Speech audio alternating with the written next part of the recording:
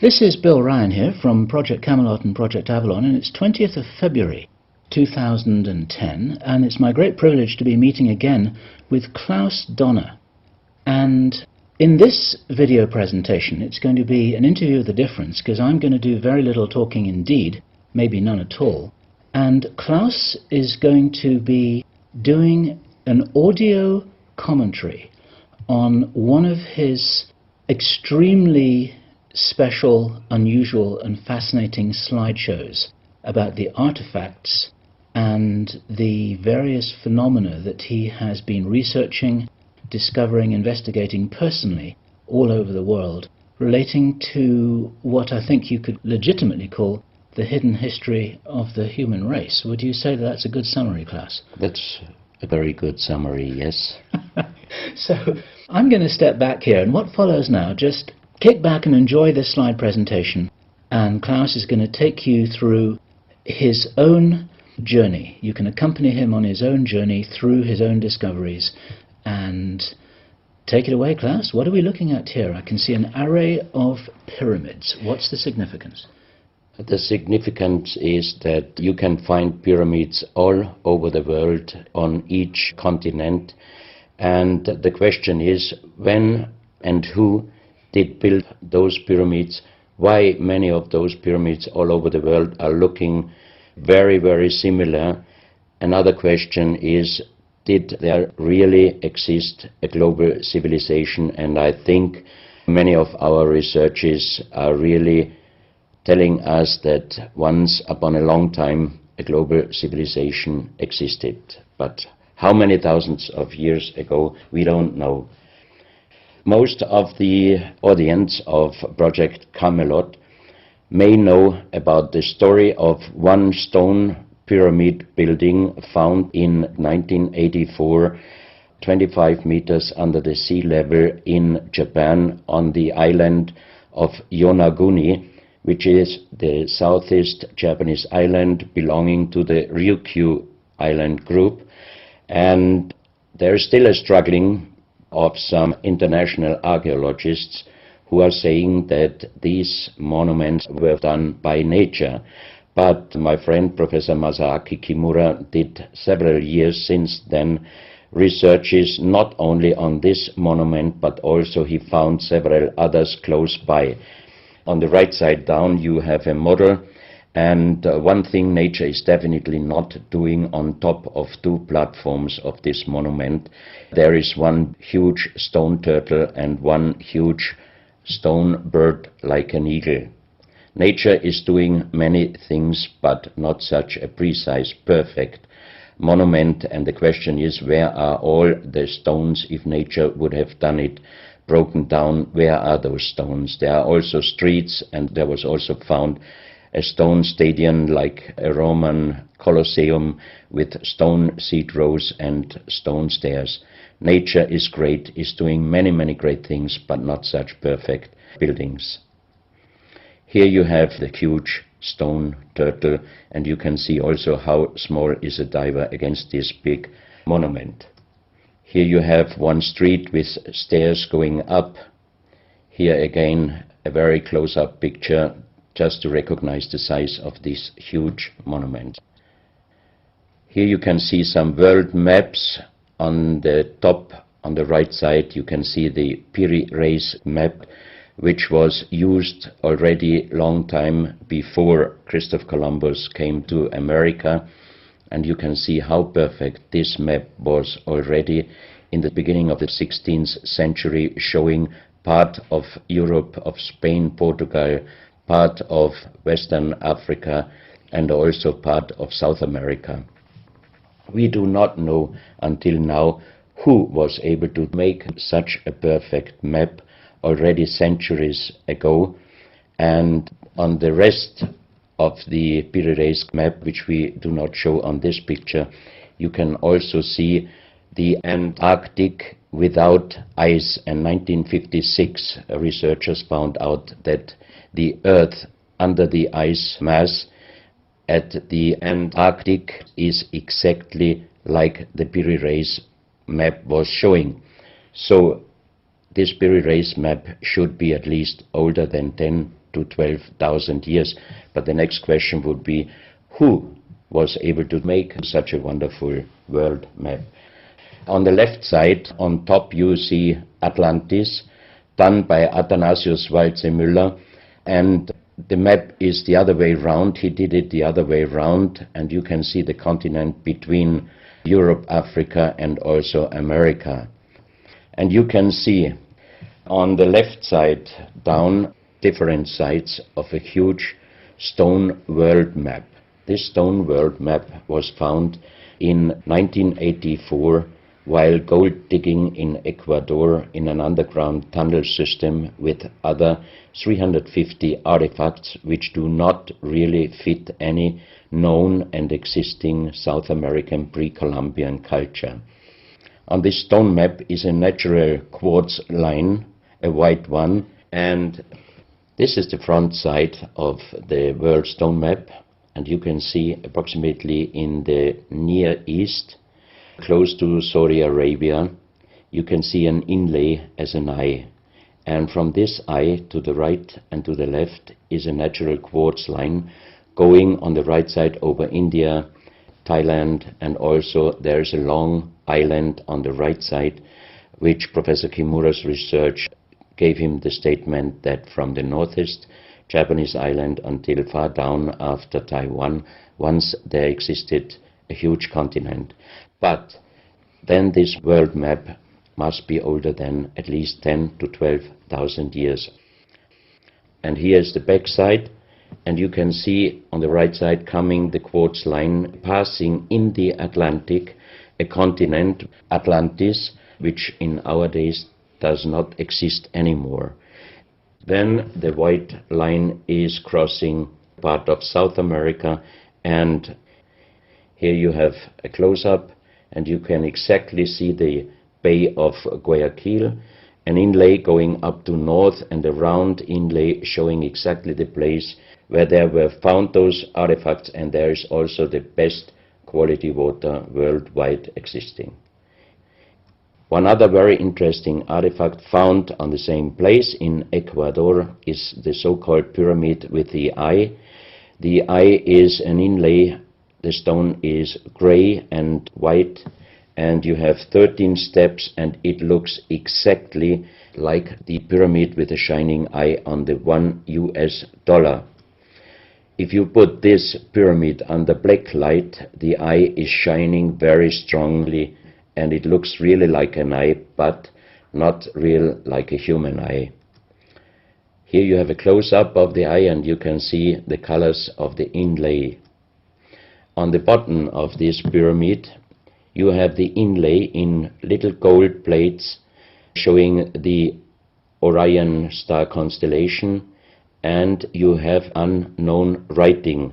The translation of Professor Kurt Schildmann, who was the president of the German Linguistic Association, and he was perfect in more than 40 languages. He was able to translate this writing. He called it pre-Sanskrit because it is older than the oldest writing. And the translation of these 4 letters you can see here, his translation is the Son of the Creator comes.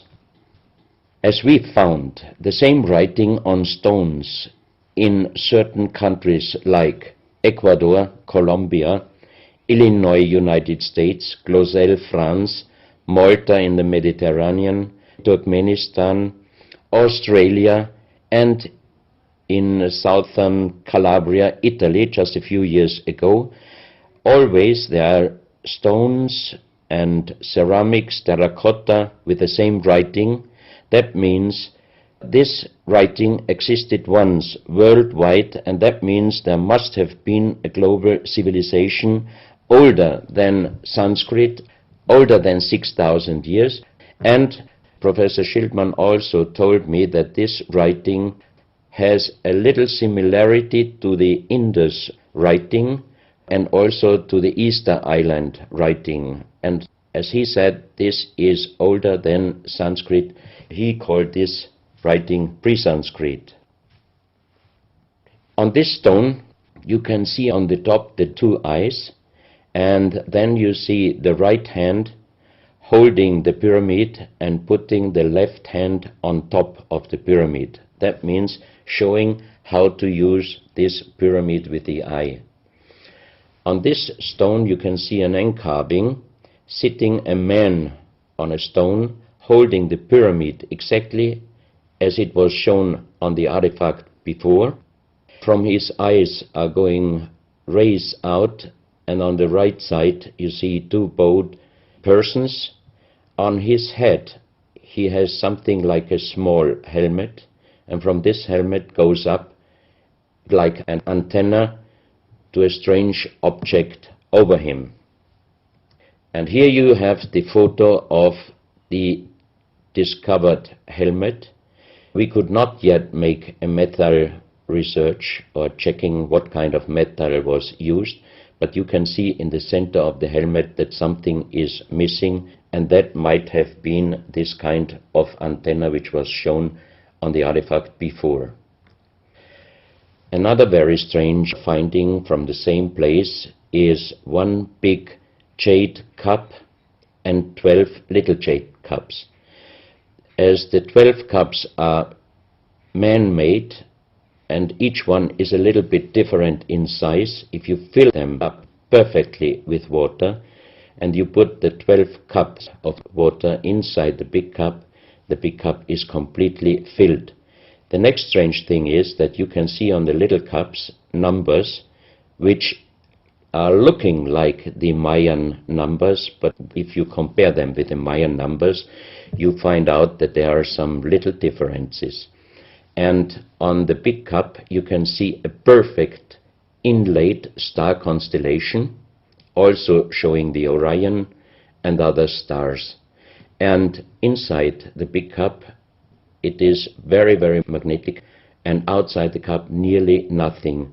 Professional geologists are saying this is impossible, because if a stone has metal particles inside the stone, it must be same magnetic from both sides. Here you have a close-up of the big cup, and you can see a perfect inlay of star constellations, and they are shining very brightly if you put black light on it. Here you have some small cups that you can figure out more clearly the style of the numbers inlaid in a strange material, also shining under black light. That's another piece, a jade plate with the same star constellation inlay like on the big cup, and two persons facing the sky, and on the next picture you can see that also the eyes of these two statues and the star constellation is shining very strongly under black light.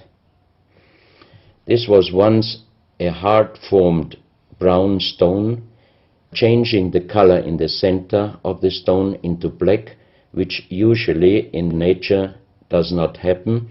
And you can see, if you look very close, you can see a face with closed eyes, with a mouth, the nose, a long beard and long hair. On the left side, the face and also the stone is broken. This is the reverse side of this stone. You can see a spiral and a triangle. The center of the triangle is very magnetic, also shining under black light. Here we have the backside of a cobra. The cobra never existed in South America, but this one was found at the same place. On this side of the cobra head you have 33 lines, inlines. So 33 is also a very mystical number since long time. And on the left side and right side you have 7 points inlaid, and maybe these are the chakras. Also this cobra head is shining brightly if you put black light on it. Another object here, you have a perfect worked dolphin head, and also this artifact is shining under black light. Here you have a kind of stone helmet. You can put this granite stone helmet on your shoulders, or you can lay your head inside it, and the inlay points which you see on this helmet, some experts told me that these points are exactly the acupuncture points on the human head. Here you can see how it might have been used, and a few months ago they found at the same place an unfinished stone helmet. So that means that also some of these artifacts were made directly in Ecuador, but many years ago. And also the inlay on this object are shining under black light very bright. This is a fantastic jade snake, and also the inlay points are shining under black light. Here we have one artifact which is very perfectly carved on the back side, so that means it might have been used to put this artifact on the front of your forehead. You can see the two eyes inlaid, and on the reverse side you have the so-called third eye. Maybe this artifact was used for some ceremonies or for meditation. Here we have a jade plate with an inlay of a spiral, also shining brightly under black light. Another one, you can see 7 rings inlaid in the jade plate and also shining under black light. Maybe this also could be a presentation of the 7 chakras. Here is one of the ceramics found there. It's a great masterpiece, and the question is, how can you make this artifact out of one piece of ceramic? Here we have another pyramidal stone found also in Ecuador.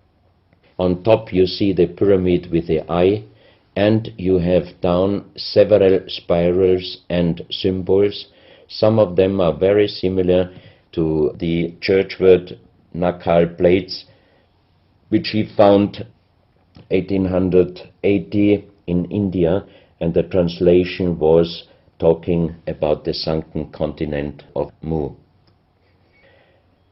This is a marble with another inlay of a spiral, also shining very brightly under black light.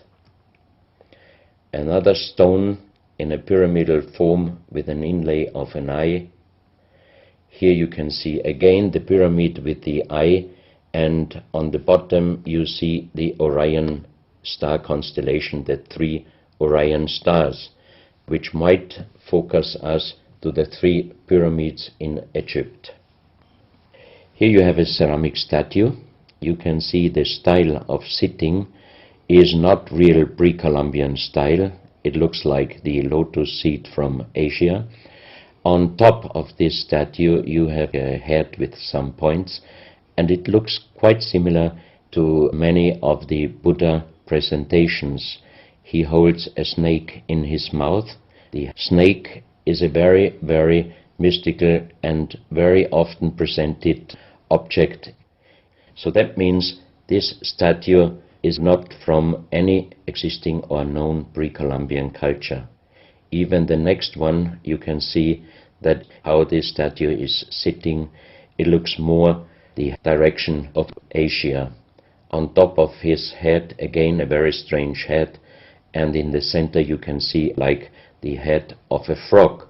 Also the frog is a very mystical animal in old South American pre-Columbian culture, but also in Africa and also in Asia. Here another ceramic statue holding a kind of plate in his left hand, and it looks also not really pre-Columbian culture. This is another very strange artifact holding a stick with a snake. Again we have the snake here, and the question is where and who this statue was done. This is a photo of the Altiplano in Bolivia. Archaeologists and researchers found out that at least before 4,000 years, there was happened a very big impact in Argentina, and the shock wave of this big impact destroyed many stone buildings in the Altiplano of Bolivia. You have here a picture of Pumapunku, a very strange place close to Tiahuanaco in Bolivia, and you see tons of stone plates with perfect work on it destroyed. Maybe this was the reaction to the big impact in Argentina. Here you have my friend Giancarlo Bonfanti, Italian researcher, in the center of the so-called Sun Gate in Tiahuanaco in Bolivia, and some researchers write that the figurines on top of this side of the Sun Gate are showing the Venus calendar. Here you have one of the big stone plates from Pumapunku, and you can see how perfect this stonework was done. And the question is, could you do such perfect work with simple tools? Close to this area, they found skeletons with a size of 2.6 meters. And the picture on the top shows you the skull of one of these skeletons, and it looks like it is deformed, but definitely these skulls are not deformed. They are natural style, like an egg. On this photo you see how strong the jaw of those skulls were. This is a front view, and the most interesting photo is this one, because you can see that the top of the skull does not have the three plates which we have as Homo sapiens, and that shows us that these skeletons are not Homo sapiens. What we might be able is doing a DNA check and an age dating on these skeletons, because we are very much wondering what kind of humans did exist long time ago and how long ago. On the next pictures I show you some artifacts found close by the real giants, and when I first time got this mask in my hands, I tried to look through the two eyes. At that time I didn't know that they were belonging to 2.6 meter skeletons, and I was just wondering, why did they make masks where you can only look out from one eye? But after knowing that those people were over 2.5 meters, I could imagine that their skull was of course bigger than our skull, and that's why these masks were for us oversized. That's another mask from Bolivia, another one with very wonderful encarving, many spirals and many symbols, which we also found in many other cultures. This is a very heavy stone figurine, and again here you can see on the top the head of a snake going down on his backside. This is the reverse side. You can see again the snake. So that means the snake must have been a very, very important animal in the past of our history. Here you can see a stone flute. The strange thing is that the vibration of the sound of these stone flutes is exactly the same as our brain waves. So that means maybe those flutes were used for meditation or for healing purposes. And each two holes are connected perfectly with each other. That means you can make perfect holes into this very, very hard stone, but how you connect with simple tools the two holes on the bottom, this would be even in our days a very difficult work to do. Because it's in the shape of a U and it curves around inside the stone. That's right. And with simple tools you are definitely not able to do such a work. And even the holes are very precise. This is the form of a boat, and you have 3 flute pipes at the end. Here you can see how perfectly they were made. This is another flute, very small. You can use it only with very soft blowing, and the sound is like the sound of the dolphins. This is an artifact where we do not have any idea for what purpose it was used. Now we are in Colombia. On the next few photos I show you very strange artifacts from Colombia in South America.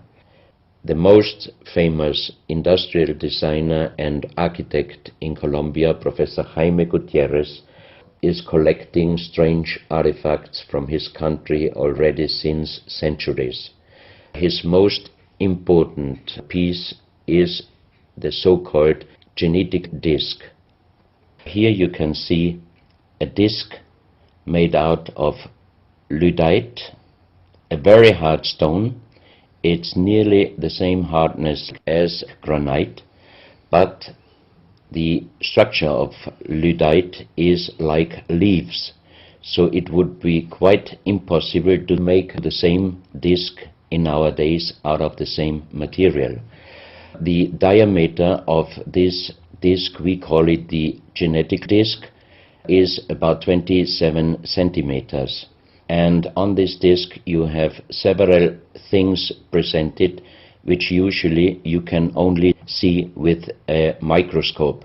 For example, on the left side, around 11 o'clock, you can see one egg, human egg, without, and another with spermia. On the right side, at approximately 1 o'clock, you can see some spermias, and then you have several very strange presentations which we could not explain.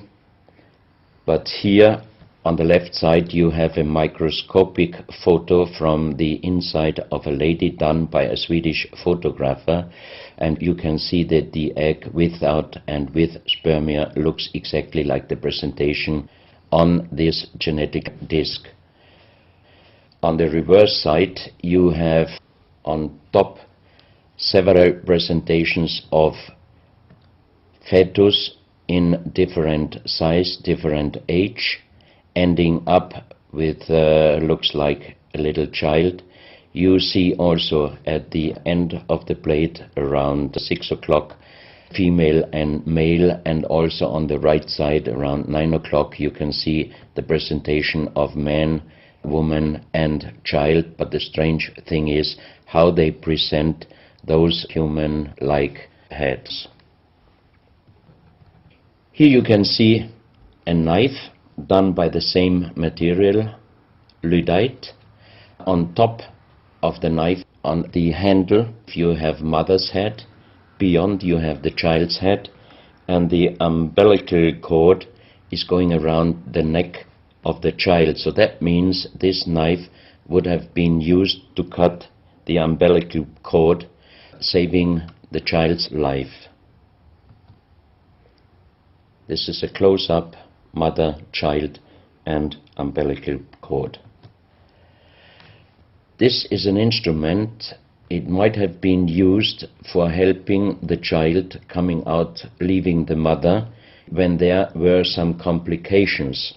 And it is also made out of the same material, lyddite.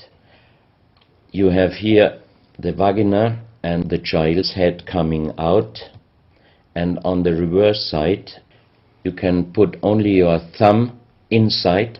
That means you can only use this instrument with your fingers, meaning you cannot use power. So that means it might be safer helping the child leaving the mother than our instruments we are using in our days, because sometimes the modern instruments, while being used, can damage the child's head.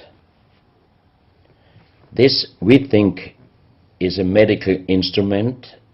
It is also lyddite, and it's a perfect form. Another one, and these are other ones, they are very much smaller than shown on this photo. And when we did material check in Vienna, the most expert worldwide checked those pieces. First of all, the material. Each one is done with lyddite, and the form itself, he checked them, and finally he said, I cannot tell you how they were done, who did they make, but the only thing I can definitely tell you, from the same material in our days, we cannot make the same instruments. So how old they are we do not know, but as they were found in Colombia and they do not fit any existing pre-Columbian culture, we must consider that those artifacts are at least older than 6,000 years. But we cannot explain what kind of technology they did use to be able to make such instruments and such tools made with lyddite. You can see each piece fits exactly every kind of hand, never mind how big the size of the hand was. Each instrument, each tool fits exactly each hand which was using those instruments. This face looks a little bit like the Maui, the big stone statues from Easter Island. Here you have a close-up. This, in joking, I call it the dentist chair. Perfectly done, but again, same material, lyddite.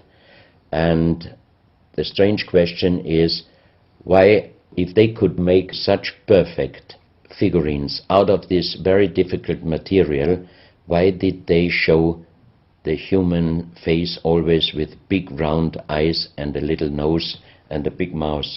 There is no real explanation possible. This is again one piece from Colombia, lyddite. On the front side you see the mother holding the baby, and on the back side you see the man with armors, most probably for hunting. This stone figurine was found in Colombia. It looks exactly like the Maui statues from Easter Islands, but it is only about 30 centimeters in size.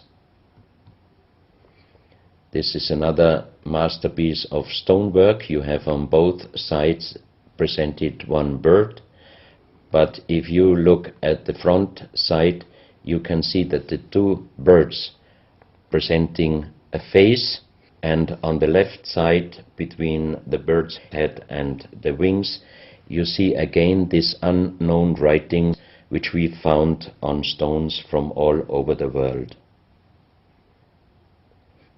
This is the mother holding a child, very strange face, and it's a kind of jade material. This is another stone from Colombia showing an armadillo. On top of the armadillo you can see a strange face with long ear and two horns on top. On this artifact you can see a smiling face on top.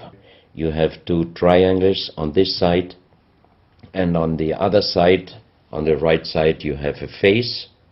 Again, the animal face on the right side, and some unknown symbols.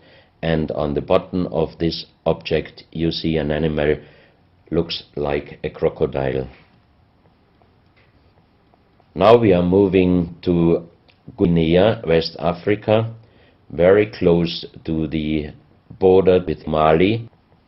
They found on a huge granite mountain the half portrait of a lady done in granite stone, and the size of this statue from top of the head until the middle of the torso is exactly 150 meters. So this is a real big question. who might have been able to do such a huge granite half-portrait in a mountain at least 10 to 12,000 years ago, because the Italian geologist Professor Pittoni was on the spot. He did these photos and he checked the earth on the bottom of this mountain, and his calculation was that this stone monument must have been done at least 10 to 12,000 years ago. But then we have the real big question: who could have been able to do such a big stone monument? Even in our days it would be impossible, or at least it would cost so much money that it would never be able to do. And if you look at the close-up of the face, some experts told me that this face is not European, but also, of course, not black African. It must be either South American or Asian culture. But then again, we are at the point 10 to 12,000 years ago. It might be the civilization, the lost civilization from Atlantis. Close to this area in Sierra Leone, Professor Pittoni was in charge of diamond excavations. And as he heard in this area a legend about Allah was angry with some angels, and he put them into stone and throw them to the earth. He put the sky, also made it into stone and throw it to the earth, and he put the stars and threw them to the earth.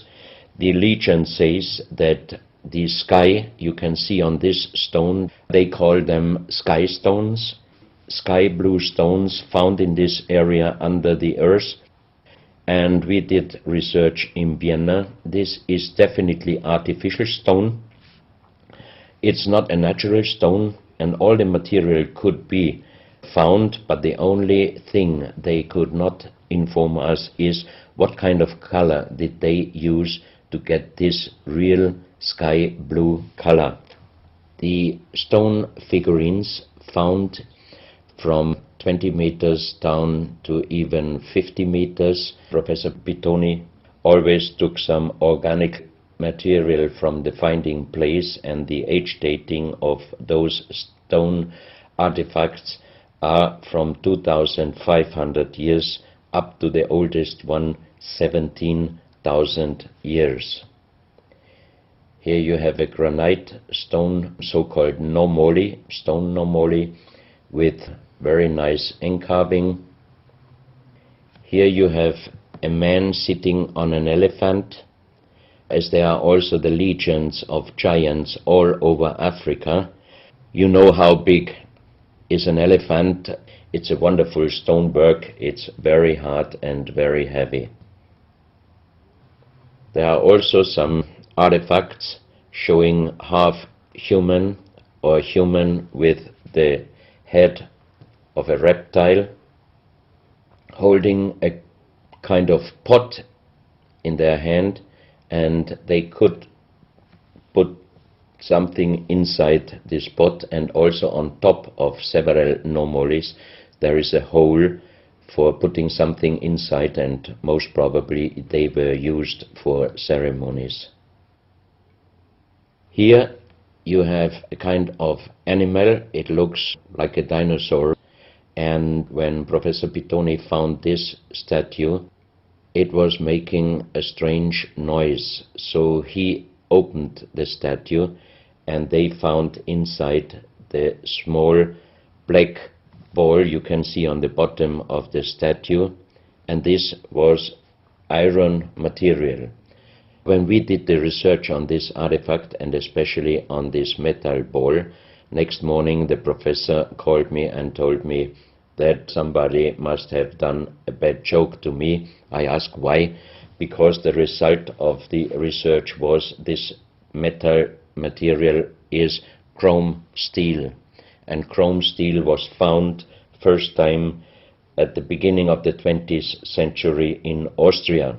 That means it was impossible inside a statue with the age of approximately 17,000 years. But when I called immediately Professor Pittoni, he was laughing and he said, I'm a geologist. If a statue is making a strange sound, I do not open it just right away, but I did several X-rays, and you can see here on the right picture one of the X-ray photos, and you see that inside the closed statue already the round ball, the chrome steel ball, was existing.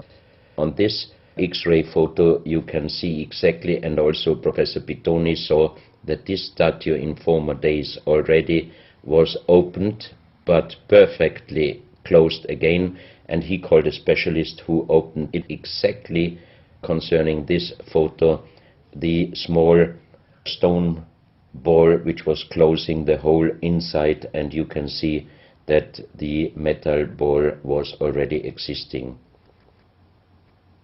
Some of you might have watched several pictures, photos on the internet of giant skeletons found in desert, in India, in China and other places. Most of those photos were competition photos to present Photoshop. Perfectly done. I also was quite impressed when I received first time one of those photos, but these photos I'm showing you now, they are definitely not coming out from a Photoshop competition. These photos are real skulls and skeletons. This skull was found in a tunnel system underground in Colombia. The skull is dated up to 11,000 years. The skull is bigger than normal skull, and the front teeth of the jaw are lined up in a different way than our teeth. Something that occurs to me here is that there's a very strong, pronounced jaw. It's a very prominent jawline, very prominent chin. And here you see a photograph that was shown to us by a Project Camelot insider. Now, this isn't a real photograph. This is a scene from the old Arnold Schwarzenegger movie Conan the Barbarian. And what you're seeing here is a special effect on the actor James Earl Jones. The critical thing here is the shape of the jawline. Our witness, who had spent time with the Anunnaki in real time, in the present day, said that one of the things that characterizes them, besides their size, which he says was 8 or 9 feet tall, he said they're very large and they're very strong and they look larger than that, but that's round about their height, which matches exactly the 2.6 meters that Klaus has been talking about. He said this is a very prominent, strong jawline, and this is what strikes me about these skeletons, these skulls here that we're looking at right now. Didn't know. No, you need to know this. Back to Klaus.